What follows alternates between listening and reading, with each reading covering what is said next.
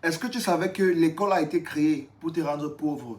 Le plus tu passes le temps à fréquenter, c'est comme ça que tu augmentes tes chances de devenir de plus en plus pauvre dans ta vie. Parce que quand tu fréquentes là, le temps que tu dépenses pour fréquenter, la pension que tu payes et tout, tu vois, à la longue, tu vas te rendre compte que pour que tu reviennes en arrière, pour que tu t'adaptes, par exemple, au monde qui est en train de changer très vite, pour que tu apprennes un business, pour que tu apprennes les nouvelles compétences qui peuvent te donner potentiellement beaucoup plus d'argent, pour que tu prennes de nouveaux risques, ça serait difficile pour toi parce que tu as déjà passé tellement de temps à fréquenter, tellement de temps à apprendre n'importe quoi. Et maintenant, c'est déjà trop tard parce que dans ta tête, tu te dis que, merde, avec tous mes diplômes-ci, je ne peux pas essayer de me former dans un nouveau truc, tu vois. Ça va te faire prendre la grosse tête et c'est comme ça que tu vas rester pauvre, tu vois. Parce que l'école a mis les systèmes bizarres dans ta tête que non, quand j'aurai mon diplôme, je serai cadre dans telle entreprise, je serai ça. Pourtant, tout ça ne sert à rien. Aujourd'hui, c'est la compétence qui paye, ce n'est pas tes diplômes. Tu vois, c'est ça que les gens ne comprennent pas. Et les gens aussi ne comprennent pas que l'école ne veut pas dire se former, tu vois.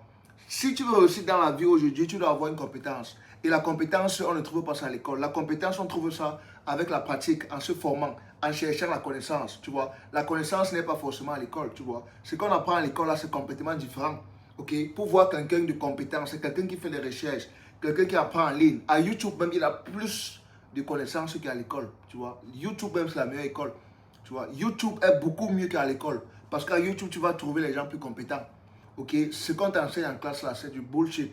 Du n'importe quoi. La seule école qui est utile, c'est l'école primaire. Là, on t'apprend 1 plus 1, 2 plus 2.